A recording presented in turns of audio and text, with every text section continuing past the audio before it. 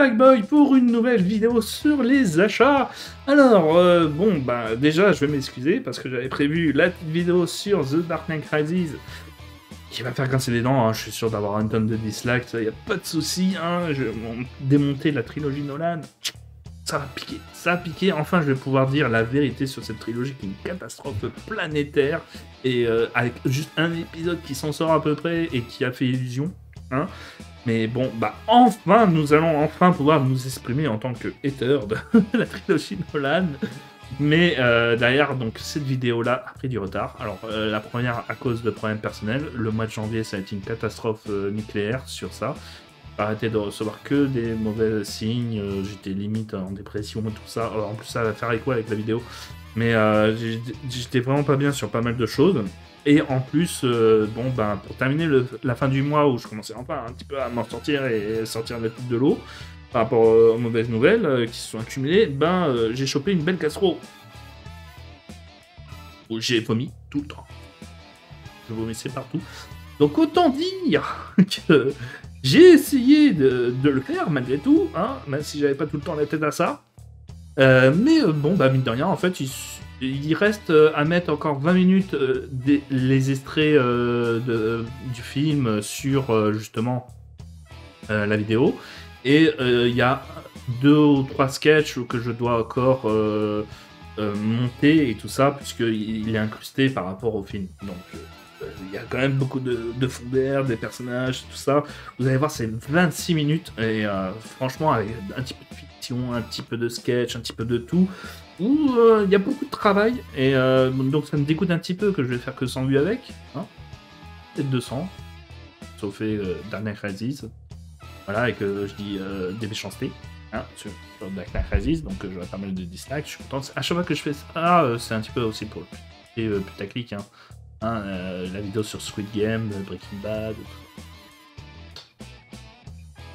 je m'alimente de votre sel. c'est fun.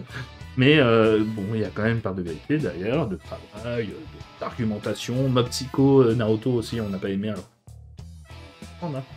Et derrière, bon, bah, par rapport des vues, ça me fait connaître des abonnés, tout ou pas. Non, des fois j'en gagne. Ce genre de vidéo. Donc quoi, la haine, mais d'ailleurs, donc je vous fais cette petite vidéo là, pour espérer que je puisse vous proposer la semaine prochaine, j'espère, terminer ce Batman Dark Knight Rises, la trilogie de Nolan. Je sais pas encore le titre d'ailleurs, j'ai mis Cinévision pour le nom de mon personnage. À voir si vous avez d'autres idées, parce que j'essaie vraiment d'en faire une émission de cinéma avec de l'argumentation, des critères, même s'il y aura beaucoup de moqueries ou de présentations de films, en tout cas, voilà. Enfin, pas nécessairement, des fois je parlerai de bons films, hein, tout simplement, c'est juste que je m'en moquerai. Mais d'ailleurs, j'en penserai du bien, pour certains. C'est juste faire un petit peu un sorte de... L'idée, c'était un petit peu de faire une version dépressive de Un audio connaît. Ah, ceux qui connaissent le blog, en version vision. En film. L'idée, là, c'est vraiment juste montrer l'absurdité des films quand on les prend au premier degré, quand on les met en tant que réalité, et non plus en tant que fiction, et de s'en rigoler, mais tout en proposant justement une argumentation appuyée sur ce que représente ce film et pourquoi donc il réussit ou loupé. Voilà, parler de cinéma, là aussi un petit peu comme ce que fait un petit peu Karim. Voilà, sans le rythme, sans le côté chic, moi ce serait plus dans un tempo très morose, très long. Vous allez comprendre quand vous verrez le premier épisode. Même s'il y a quand même beaucoup de dynamique avec certains sketchs. Mais là, nous sommes là pour parler, et d'ailleurs je prépare encore mes courts-métrages, mais non, là nous sommes là pour parler des mangas du mois, hein, les mangas du mois, parce que c'est là que vous pouvez savoir qu'est-ce qu'il faut acheter ce mois-ci, hein, qu'est-ce qui est sorti en janvier, hein, qui valent le coup.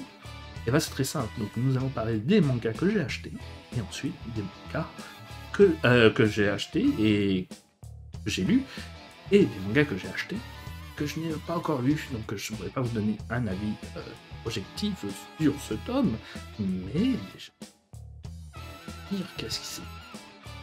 Connais les bails. Action. Alors, dans les lectures que j'ai commencé à voir, donc il y a Jojo tome 23. Donc, vous avez compris, maintenant je le mets. Donc, je le mets en image sur le côté, je sais pas encore. Et Jojo tome 23, ça m'a beaucoup plu. Parce que ça m'a beaucoup rappelé. Mais d'ailleurs, en fait, en vrai, si, le combat contre le directeur me rappelle beaucoup le combat contre le stand de Polnareff Requiem, Silver Chariot Requiem, dans la partie 5, où le tout se joue sur une course-poursuite d'une personne, peut-être un stand à force, hein, je commence à avoir des doutes, mais qui est difficile à s'approcher sans avoir une malédiction derrière. Donc il faut comprendre la malédiction ou les styles pour essayer de contre-attaquer. Et là, c'est ce qui se passe un petit peu. Et on a vraiment cette impression, parce que là, il y a 2 ou 3 heures hein, de récit, hein, sur 3 tomes, ça fait que ça speed beaucoup. Et que derrière, en fait, les gens sont un petit peu prisonniers dernièrement et très renfermés, et ça se ressent énormément, quoi. Tu sens vraiment que là, pour la dernière histoire, et donc avec certains monstres, n'importe qui peut mourir. Et peut-être que c'est le cas d'ailleurs à la fin des tomes, et ça m'a choqué parce que je me suis dit, tiens, je pensais qu'elle allait survivre. Donc peut-être pas, peut-être que si. Mais voilà, il se passe énormément de choses, beaucoup de trahisons aussi, qui fait que je trouve que là où les 2 derniers tomes n'avançaient pas énormément tant que ça, que là, ce tome 23 est vraiment palpitant dans son histoire et dans son intrigue et dans sa mise en scène. Ça, bon. Oh, c'est tout. Même style, avec des contre-plongées en profondeur et tout ça, donc ça donne vraiment un sentiment de plusieurs plans et tout ça. Ça donne beaucoup de champ, en fait, et ça donne aussi donc beaucoup d'idées de profondeur, de lieux qui sont immenses, et donc de terrain de jeu qui est vraiment palpitant. Donc, Jojo Lion 23, c'est de la bonne. Fable, tome 5.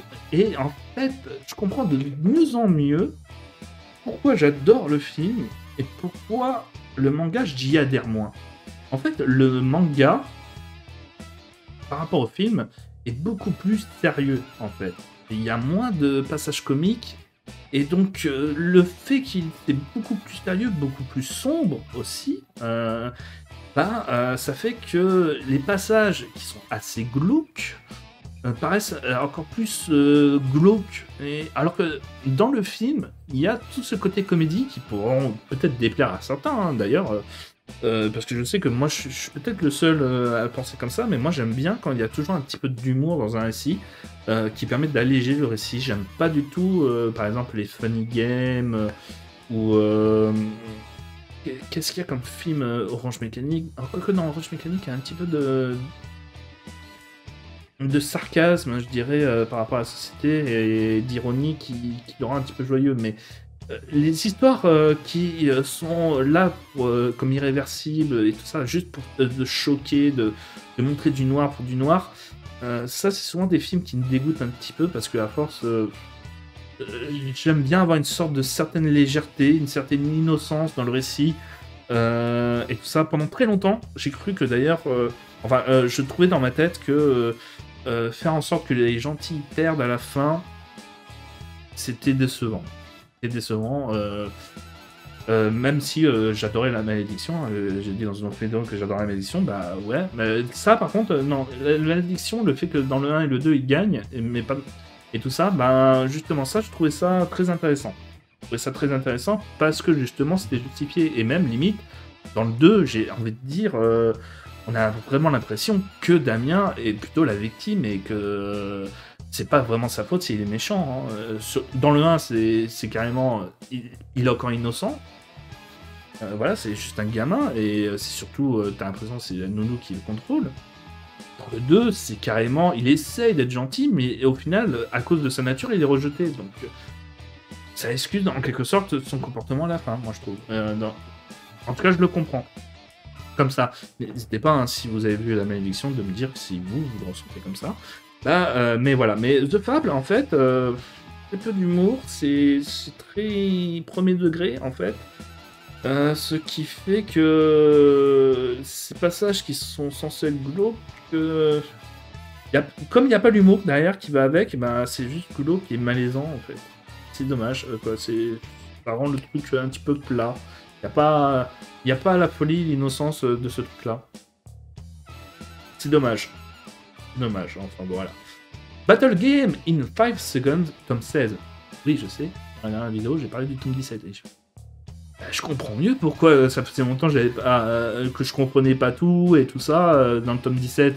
Mais maintenant que j'ai lu le tome 17, ça me permet de parler des deux en même temps. Juste pour vous dire, le tome 16 et 17, en fait, c'est du génie. C'est du génie à la Togashi. C'est vraiment énorme. Il y a une certaine ironie en plus qui se passe, c'est que et ça je ne le savais pas dans le tome 17, en fait on le voit la concrétisation de la chose, mais j'ai fait ça paraît un petit peu brusque, je m'en souviens pas que oui, il les a trahis auparavant, mais il décide d'enfin d'être honnête avec eux et d'être humain, le héros. Mais j'ai trouvé ça brusque. En fait, le tome 16, c'est tout le long que sur ça, quoi. On voit vraiment le véritable changement du héros à partir du tome 16. Et on comprend mieux donc ses décisions dans le tome 17. Où il est même prêt à se sacrifier pour les autres. Et qu'il passe, au final, lui, il décide de passer au second plan pour ses amis. Et ça, c'est vraiment impressionnant. Et il y a une certaine ironie dans la chose, puisqu'il devient... ça, je l'ai dit en plus sur mon Twitter, sur Twitter ou sur Facebook. J'ai dit que... et c'est là où c'est du génie à la Togashi, pour moi, c'est qu'il décide de rendre son personnage principal, qui est un manipulateur, un menteur, pour arriver à tous ses fins, de le rendre enfin humain, de enfin essayer de comprendre les autres, d'être tout simplement humain, comme je l'ai dit, dans un monde de morts-vivants. Alors ça fait beaucoup de contraste avec le fait qu'il y a plein de gens qui sont morts dedans, et derrière, lui, en voyant justement ces morts-vivants, en voyant ce monde fait en quelque sorte de personnes qui ont perdu leur côté humain, ça fait vraiment reflet, miroir sur lui, et avec des personnes qui, eux, vont se sacrifier pour lui. En plus, c'est un personnage très important dans le tome 16 qui meurt alors qu'il est presque là depuis le début. C'est là où tu te dis, c'est vraiment au top, au niveau d'un Hunter x Hunter, parce que n'importe qui peut mourir tant que ça sert au récit, et c'est ça qui est énorme. Et en plus, ça magnifie sa mort de manière véritablement émouvante. Donc, c'est pas des simples morts qui sont là pour arriver, et ils sont vraiment là pour marquer. Et franchement, Battle Game in 5 seconds, si vous l'avez toujours pas lu, lisez-les parce que c'est énorme. C'est un manga du génie à chaque fois, à chaque page. Si vous n'avez pas lu ça encore, voilà. Tokyo Revenger, tome 16. Alors, bah justement, tiens, je parlais du fait que c'était un petit peu répétitif. Que à force, j'étais en train de me dire, mais le héros, il va pas devenir dépressif à force. D'ailleurs, je bois une petite énergie drink.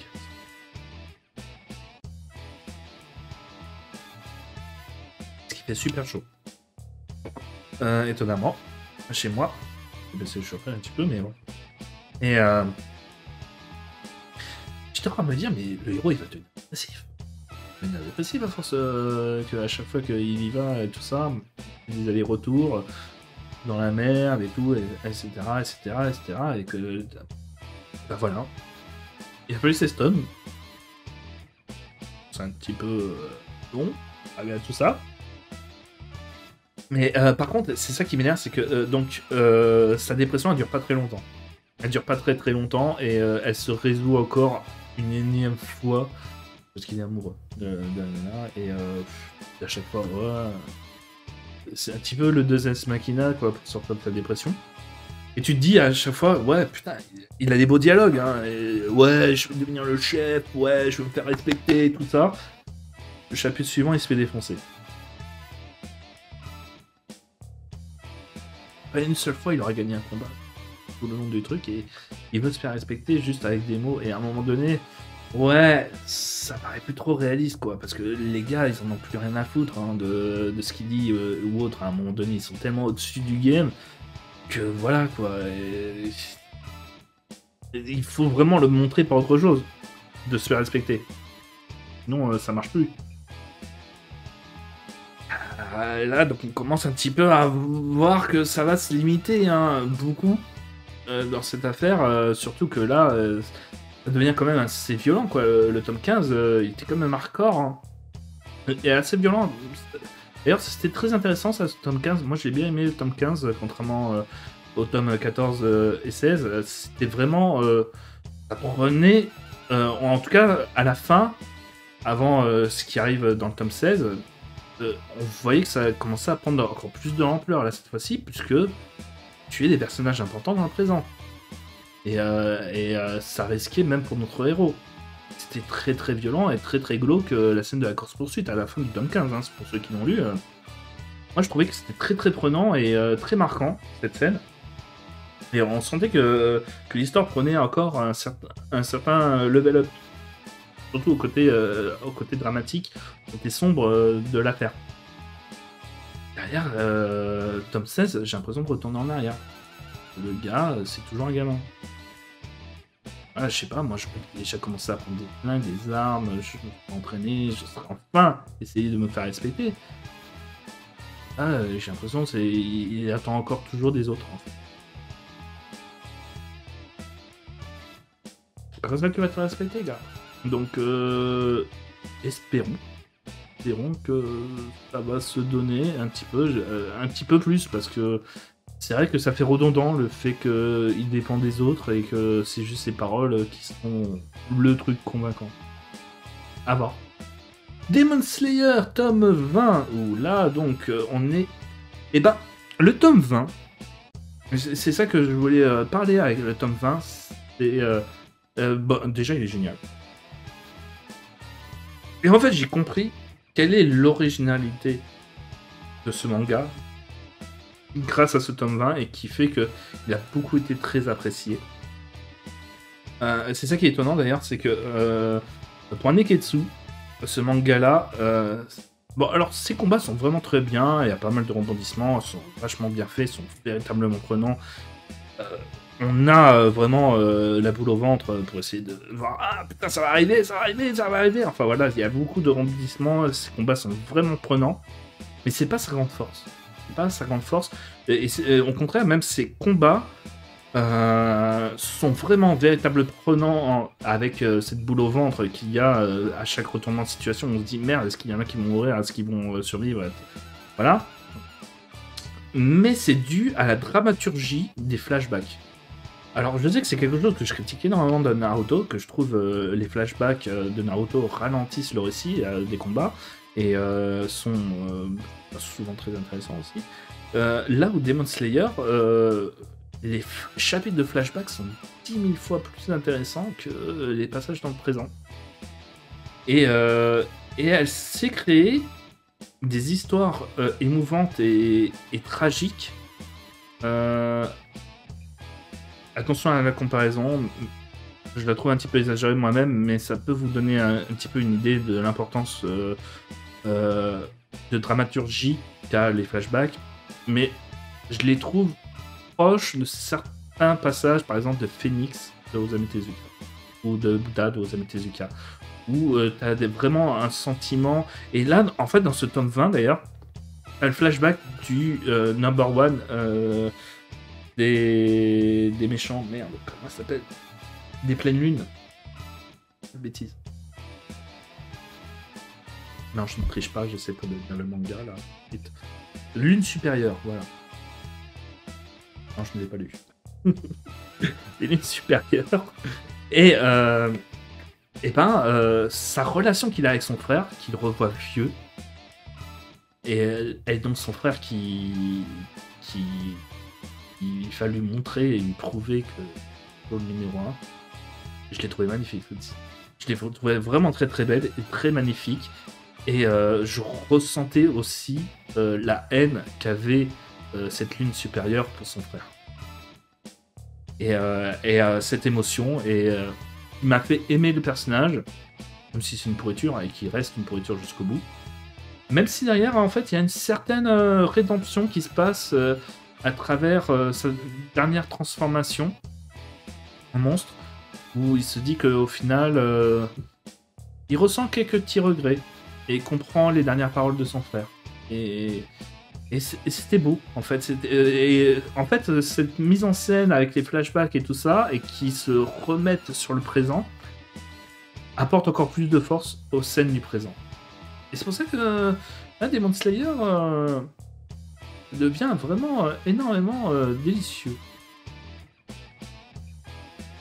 Ça fait le taf, mais ça apporte des fois de temps en temps des petites poussées supérieures. Et pourtant c'est un tome qui d'ailleurs ne fait pas apparaître du tout nos héros. C'est peut-être ça le souci, c'est que les héros principaux... Quoique Tanjiro est pas mal, mais et tout ça... et pour rigoler, l'homme sanglier aussi. Je déteste le blond du nez. Je trouve inintéressant. Voilà. Mais... c'est vrai que les lunes supérieures et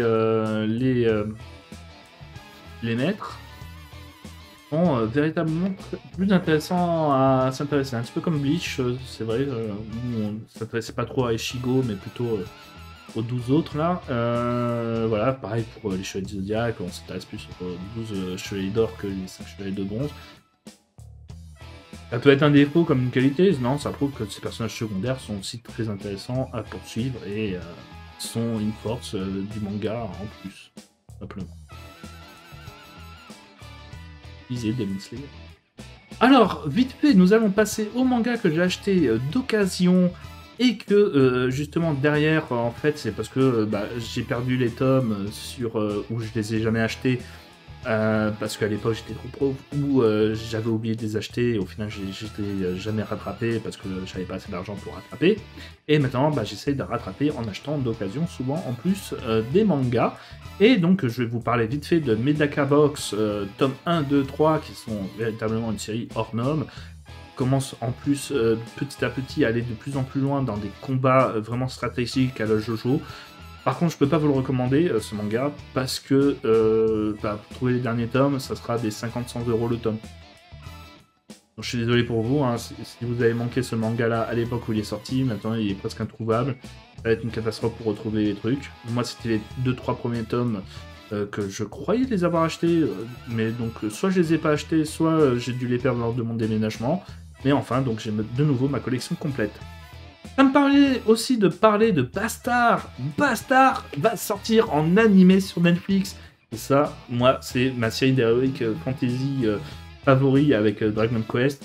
Et Bastard, c'est vraiment énorme. C'est vraiment génial. Même quand ça a pété un câble et que c'est devenu du hentai doujin avec des trucs, au moins c'était super beau.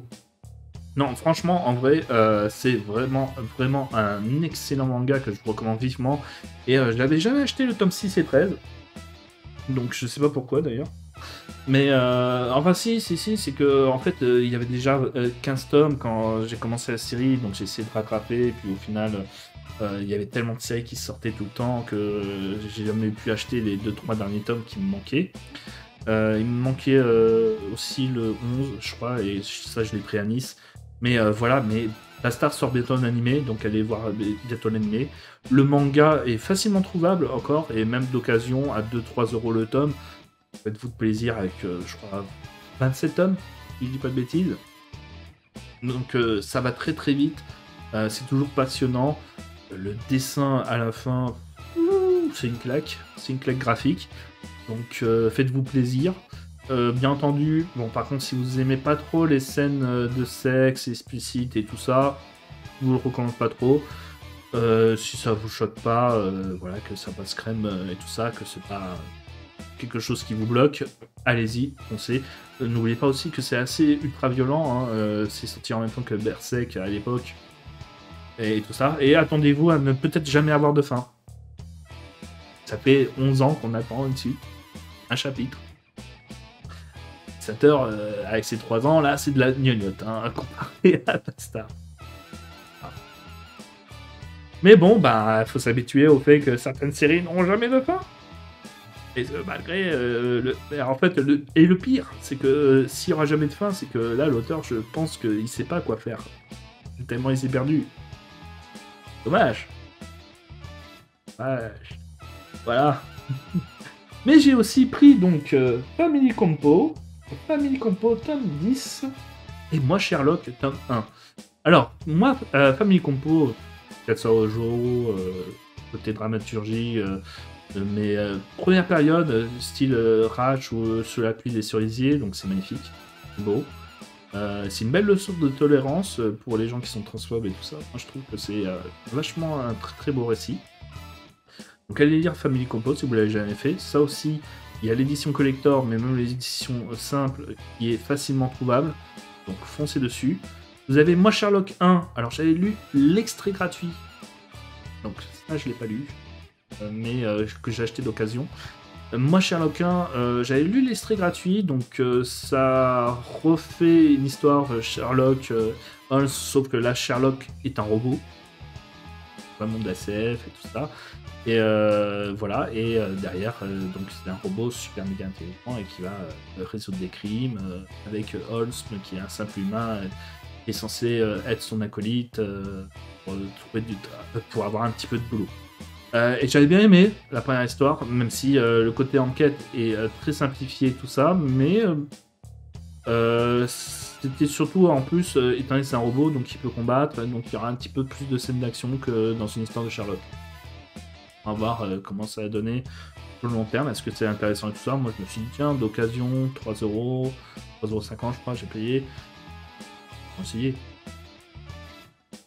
C'est juste un tome, ça me plaît pas, je fais pas la suite. Et puis on verra bien. Ensuite, donc, nous allons enfin parler des mangas que je n'ai pas. Donc, My Hero Academia, tome 31 et My Hero Academia Smash. Parce que j'ai acheté le coffret collector. Ouais. Et d'ailleurs, merci les spéculateurs, parce que l'édition collector est encore facilement trouvable, sans mettre 50 milliards d'euros. En tout cas, chez mon libraire, il restait encore 3 ou 4 tomes quand je l'avais acheté. Donc allez à Manga Mania sur Bray-sur-Marne si vous voulez acheter encore l'édition collector. Je sais pas s'ils en ont encore, hein. Ça fait une semaine que j'y suis allé, donc... Ils en ont plus, peut-être qu'ils en ont encore, mais bizarrement, contrairement à One Piece et tout ça, je pensais que My Hero Academia avait beaucoup de succès, mais il semblerait que non, voilà, bon. Après, l'édition collector est vraiment pas mal, il y a un petit personnage, Baruto, en diorama de verre, de plastique, et un petit libri, et t'as 2 tomes, un de My Hero Academia Smash, qui sont en fait des mini-gags de 4 cases. Je sais plus comment ça s'appelle, c'est style de manga, mais...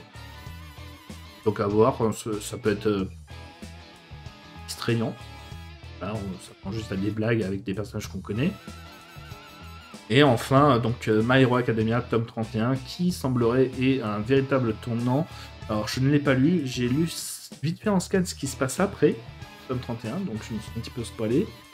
Mais il semblerait qu'effectivement on entre dans une sorte d'ère des ténèbres où là c'est vrai qu'il y avait vraiment véritablement peu d'enjeux parce que j'avais vraiment l'impression que les gentils roulaient très facilement sur les méchants dans le sens où ça a toujours été un bonheur et tout ça, ce monde a toujours été bien contrôlé, mais là on ressent de plus en plus donc la perte du plus grand héros de tous les temps et donc derrière de la perte de confiance des héros envers pour les sauver. Et donc un sort de mini... comment on dit anarchie qui se passe dans la ville à force que justement on ne croit plus aux autorités. Donc ça peut être intéressant à traiter, à voir comment ça se passe, comme je dis, mais pas... Alors, le jour où j'ai décidé d'envahir la Terre, alors celui-là je le montre, parce qu'en fait c'est mon vendeur de manga qui me l'a donné. Il m'a donné et je ne sais pas du tout ce que ça vaut. Alors il m'a donné la dernière fois, c'était un manga, le premier tome de Glouton. Merde, Wither of Glouton. Voilà. L'histoire en fait, ça raconte l'histoire d'un gars qui a un pouvoir de glouton en fait et qui dès qu'il tue quelqu'un et donc il va tuer un voleur sans faire exprès alors qu'il est censé être protégé, et depuis, donc, son pouvoir de glouton s'est activé, et il est obligé de tuer tout le temps, pour augmenter très, très vite de niveau, et au final, donc, il commence à devenir surpuissant, avec en plus une épée qui lui parle, et qui l'aide à alimenter son pouvoir, et s'il décide de ne plus tuer de personne, justement, ne va plus contrôler son pouvoir, il ne va plus se contrôler lui, et il va tuer n'importe qui au hasard. Donc il continue à tuer des trolls, des gobelins, des trucs, des trucs faibles, mais il est obligé à chaque fois d'augmenter de niveau petit à petit, à chaque fois dans les ennemis qu'il doit affronter. C'est véritablement très intéressant entre un personnage qui apprend et qui doit contrôler un pouvoir, et derrière qui survole un petit peu le game, comme n'importe quel Ikigai ou truc d'Heroic Fantasy Light Novel, il est plus dans la seconde catégorie. Mais derrière, il y a ce côté que justement, il essaie de ne pas être cette personne qui tue tout le temps quand même aussi derrière. Il y a cette idée que c'est vraiment une malédiction pour lui et qu'il essaie de s'en sortir. Et pas nécessairement d'être dans cette alimentation de son ego à devenir le plus fort. Là, par contre, le jour où j'ai décidé d'envahir la Terre, je ne sais pas du tout c'est quoi l'histoire. Je peux la lire. C'est le printemps, le premier jour de la rentrée des classes, Hoshi Hirose se fait prendre en chasse par un élève particulièrement original, Nozomi Otori, première et au même lycée que lui. Après une course-poursuite endiablée, elle lui propose de conquérir la Terre avec elle, si quelques mots vont radicalement changer le destin de Koichi. Le petit souci étant, c'est qu'elle lui propose de partager la Terre, mais est-ce que c'est donc un gars... Oui, je vois qu'elle affronte des monstres, qu'elle détruit, donc il y a un petit côté science-fiction. Avec un graphisme assez enfantin qui me fait rappeler un petit peu du Mad in Abyss. Donc je montrerai peut-être avec des images. Ça peut être très intéressant. Ça peut être très intéressant et je me dis pourquoi pas. Pourquoi pas, en plus c'est Ototo. C'est des éditeurs que je ne connais pas. Donc c'est vraiment une curiosité qui, je pense, va pas faire beaucoup de bruit. Donc j'en parle au cas où ça pourrait intéresser les gens. Ça me rappelle du Mad in Abyss, mais ça me rappelle aussi un petit peu l'auteur de Danganronpan ou Bonne Nuit à Pan Pan. Des mangas enfantins, mais qui sont violents en fait en vrai. Donc il y a ce contraste qui est très intéressant souvent et qui peut être intéressant pour vous. Donc je vous recommande par curiosité peut-être. Si vous avez un libraire gentil, demandez-lui à ce qu'il vous le donne. Lisez-le en librairie et ensuite achetez-le. Vous pouvez acheter ce qu'on ou se le faire offrir. Héros, tome 2 et 3. Alors, j'ai toujours pas lu. J'ai lu, par contre, quelques pages. Donc, l'auteur de Prison School a décidé d'arrêter, alors que l'histoire n'est pas finie. Hein. Devil and the Devil Blue, là, je sais pas quoi. Un manga sur le jazz et qui est fun, distrayant, dramatique et tout ça. On se met à faire du ecchi loufoque avec Prison School et maintenant ça, de reprendre le Devil Blue là. Alors tu comprends pas pourquoi, parce que c'est très marrant en 1-2 tomes et tout ça et là ça a l'air d'aller un petit peu plus loin toujours dans le délire et donc d'être répétitif aussi. Comme Prison School, en fait, c'est très bien, mais à petite dose. Là, j'ai un petit peu peur avec les 2 tomes que j'ai feuilleté vite fait, que ça commence déjà à devenir lourd. À voir. À voir, parce que c'est des fois très malaisant, parce que ça joue un petit peu sur le côté. Donc tu peux pas être excité, mais il te les met dans des positions, dans des tenues très, très excitant, donc tu sais pas si tu dois te branler ou si tu dois être choqué par ça, et si tu t'es choqué par ça, c'est de la transphobie, hein, rappelle-toi, hein, donc en fait, ce manga d'ailleurs est problématique hein, pour certaines personnes, sachez-le. Sachez-le, donc je ne sais pas si vous devez l'aimer. Hein. Mais bon, bah, Héros, hein, vous attendez pas à un chef-d'œuvre de la littérature, mais un chef-d'œuvre du fanservice. Et encore. Hein. Alors que, à contrario, Super X Hero, tome 5, voilà, ça fout des nanas à poil, des gros nichons. Ça s'appelle beaucoup To Love Ru et To Love Ru Darkness. Hein. L'idée avec des scènes d'action qui obligent les nanas à se mettre en toile, avec de l'humour gentillet. C'est vraiment dans cette idée-là. Assez sexy, assez fun. Après, pour l'instant, bah, ça me fait beaucoup rire. Même les scénaristes et les dessinateurs de ce truc-là, j'ai lu leur mot de l'auteur et on a dit « Ah, enfin on atteint le tome 5, on va pouvoir enfin être sérieux dans notre scénario et enfin proposer une histoire. » C'est ça, hein, qui... Attends. Non, parce que je feuillette les mots de l'auteur avant de lire les tomes. C'est affolant. Mais attends. Ça m'a choqué, hein. Ça m'a choqué, hein. Même moi, même l'auteur reconnaît que ce qu'il fait, c'est... Ah, voilà. Attention. Voilà qu'est-ce qu'il dit exactement. Hein, comme ça, on est sûr. J'ai le sentiment que le prochain tome sera enfin l'occasion pour l'histoire de prendre son envol. Pour de bon cette fois-ci. Oh. Quand tu dis ça, un tome, je te dis, t'es pas là pour créer une histoire qui s'envole. Là pour le plaisir. Je peux pas le mettre hein, parce que hein, c'est. Moi je me fais démonétiser. Je fais la pas. Hein. Mais bon. Je sais pas s'il apprend son envol, mais. Il y a les tenues qui prennent leur envol. Mais bon, c'est distrayant. Oui. C'est distrayant à lire avec une seule main. Putain, mais pour qui je vais passer là, je te jure, hein, c'est incroyable. C'est incroyable. Léviathan, tome 1. Alors ça, c'est un cadeau que j'ai reçu pour mon anniversaire. Parce qu'en janvier, c'est mon anniversaire. C'est ça qui est bien.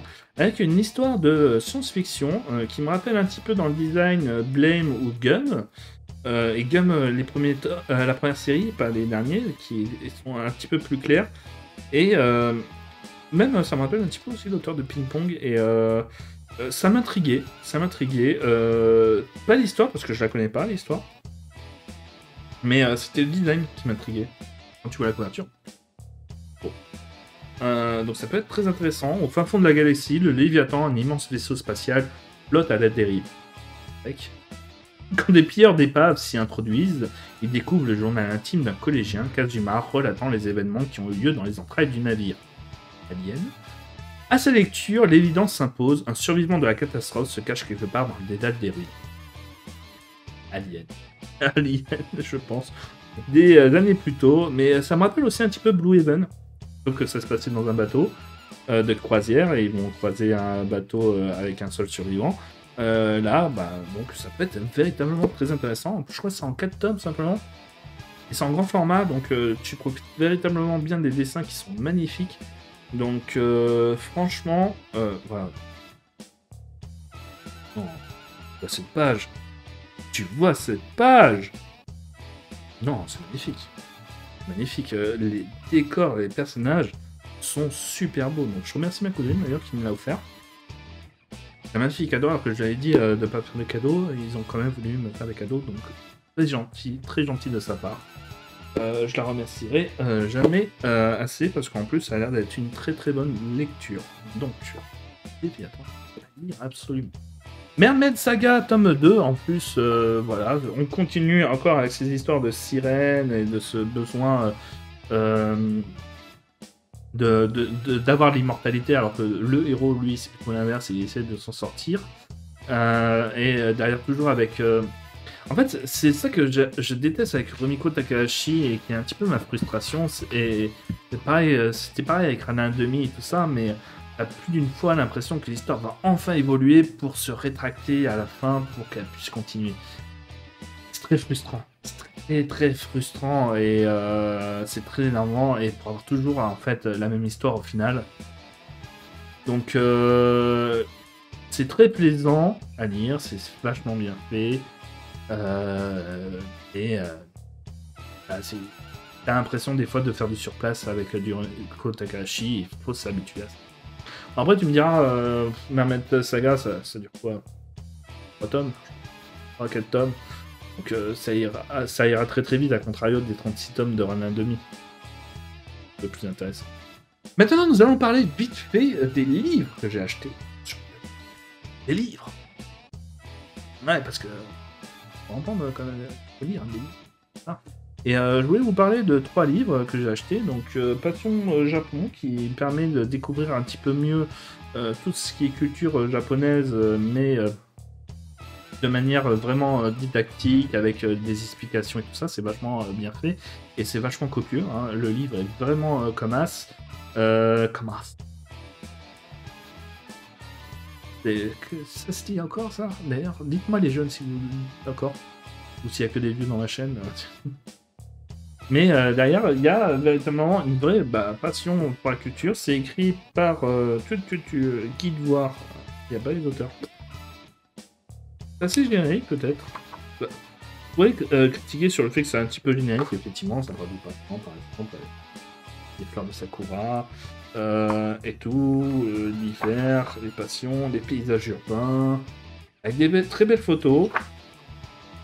C'est vrai que ça peut paraître un petit peu sommaire, avec par exemple le budo, la voie martiale, le sumo, mais avec des belles photos. C'est peut-être pour ça qu'il n'y a pas d'auteur, c'est que c'est sûrement effectivement peut-être un petit peu trop sommaire, peut-être pour certains, ça ne se spécialise pas assez. Pour ça, je vous recommande plutôt Panorama du Japon, un livre que j'avais acheté avec son crowdfunding, et qui est véritablement plus copieux et beaucoup de belles photos, véritablement belles photos.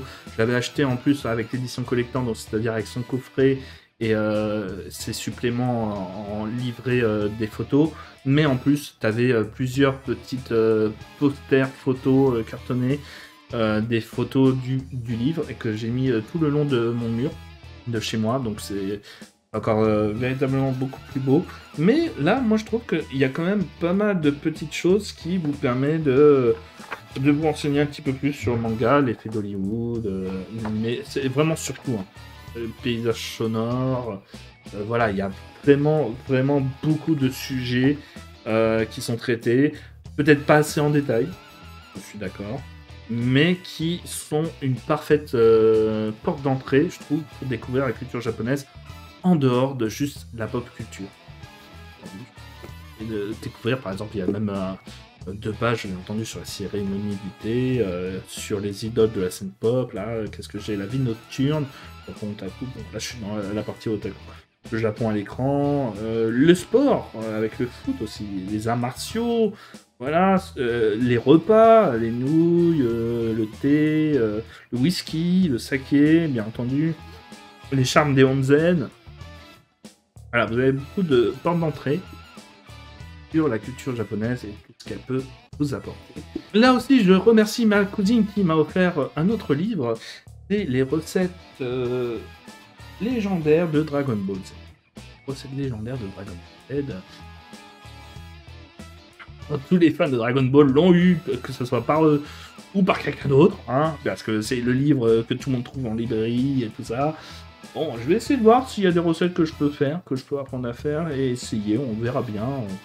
Voilà, c'est le cadeau générique, mais qui fait toujours plaisir, et c'est pour ça que je voulais pas l'acheter d'ailleurs, parce que je savais qu'un jour quelqu'un me l'achèterait. C'était évident, et tu vois, vu que je savais plus de Dragon Ball Z, tout le monde le sait, donc tout le monde doit m'offrir un truc Dragon Ball Z, c'est sûr que je serai content. Et enfin, parler du dernier livre que je voulais parler, c'est Comment survivre à un film d'horreur, écrit par Seth Graham Smith, le scénariste entre autres de Lego Batman, et donc qui a fait d'autres scénarios aussi, mais là sur le coup j'ai plus trop d'idées, mais qui est un sorte de guide. J'ai commencé à le lire d'ailleurs, très fun, très rigolo, très parodique bien entendu, de comment survivre à un film d'horreur. En fait, en gros, c'est le guide que doivent vivre tous les personnages de Scream sûrement. D'ailleurs, la préface est écrite par Wes Craven. Donc, rien que pour ça, ça vaut le coup. Hein. C'est quand même le dernier bouquin dans lequel il a écrit, Wes Craven, quand même. C'est son dernier travail, avant de mourir. Donc, voilà, quand même. Bon, après, c'est 2 pages. Hein. Une préface. C'est pas plus. Même s'il y a vraiment... c'est ça qui est marrant. Un mea culpa, un sort de désolé, sur tous les gens qu'il a tués dans ses films, ou fait torturer, ou faire pourrir leur vie, et de réfléchir à comment les tuer et de trouver un sentiment coupable par rapport à tout ça, donc alors que ces gens-là n'avaient rien fait, ils avaient fait ça. Et donc c'est très sympa de sa part. Et on sent que Seth Grahame-Smith a beaucoup de films d'horreur. Et il dit qu'il est un très très grand fan de films d'horreur. Et donc il a vraiment décortiqué toutes les façons de survivre à un truc. Là j'ai commencé à lire les premiers chapitres. Et donc les premiers chapitres déjà en fait ils te parlent pas de comment survivre à un film d'horreur, mais de savoir si tu en es déjà dans un de film d'horreur. Les éléments si tu es vraiment dans un film d'horreur. Ensuite de savoir dans quel type d'horreur. Non, parce que survivre à un film de zombies, c'est pas la même chose que survivre dans un film de slasher. Il faut bien d'abord identifier dans quel style de film tu es. Je présume qu'ensuite il y aura après dans quelle scène tu es, ou quel type de personnage tu es. Parce que si t'es un noir dans un film de slasher, ne parie pas trop sur le fait que tu seras survivant à la fin du film. Ne parie pas trop sur ça. Voilà, tu seras un des premiers à mourir, ou au milieu en tout cas. Donc, sache comment juger ça. Tu vois, ça sera toujours mieux. Jamais. Et donc, c'est pour ça que ce livre est à lire. C'est très drôle. Et très facile à lire, très très court. Donc, si vous n'êtes pas un grand lecteur, allez-y quand même, parce que vous allez voir que c'est beaucoup de dessins, d'illustrations et de très peu de texte écrit en gros, donc c'est fun et très rapide. Je vous montre un extrait.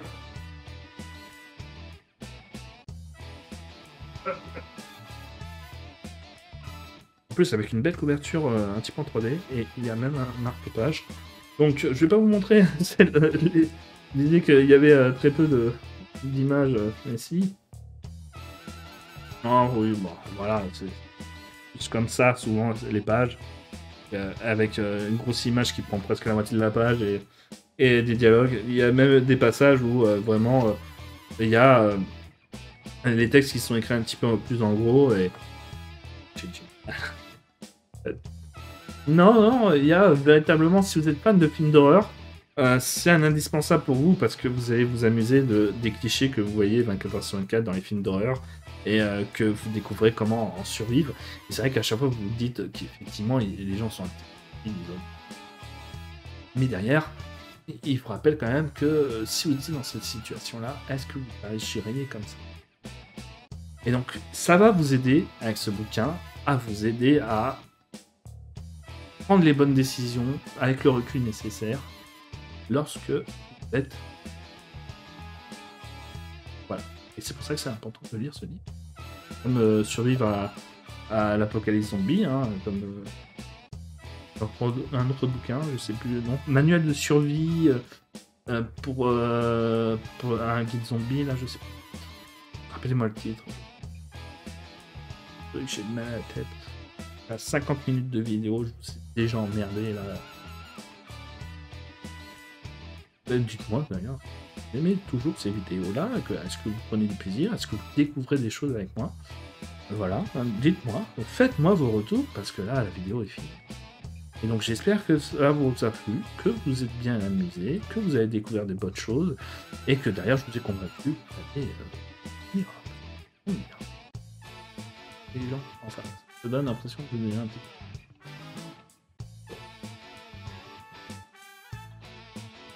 Je fais l'intérieur. Je vous laisse. Je vous dis à bientôt pour la vidéo sur Dark Knight Rises. Vous allez voir, vous allez l'adorer. Et ensuite, je ferai 2-3 vidéos de repos un petit peu plus simples, un petit peu plus cool, là, de 7 minutes, parce que ça m'aura bien fatigué celle-là. Et je vous dis à une prochaine.